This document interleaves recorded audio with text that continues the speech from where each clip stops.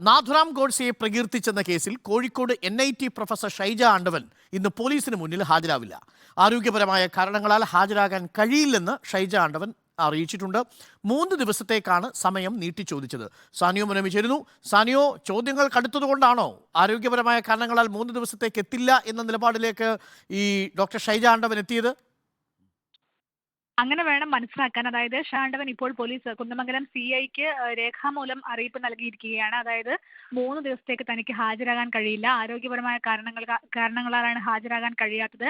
മാത്രവുമല്ല, എന്താണ് ആരോഗ്യപരമായ കാരണങ്ങൾ എന്നതിന്റെ മെഡിക്കൽ രേഖയടക്കം ഹാജരാക്കാമെന്നും CI അറിയിച്ചതായാണ് CI പറയുന്നത്.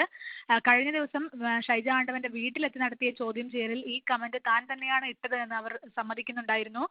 പക്ഷേ കൊലപാതകത്തെ ന്യായീകരിച്ചില്ല എന്നും അവർ പോലീസിനോട് പറഞ്ഞ ഒരു സാഹചര്യം ഉണ്ടായിരുന്നു. ഈ സാഹചര്യത്തിലാണ് പോലീസ് വീണ്ടും ഇന്ന് കുന്ദമംഗലം സ്റ്റേഷനിൽ നേരിട്ട് ഹാജരായി കാര്യങ്ങൾ വിശദീകരിക്കണമെന്ന് അവർക്ക് നിർദ്ദേശം കൊടുത്തത്.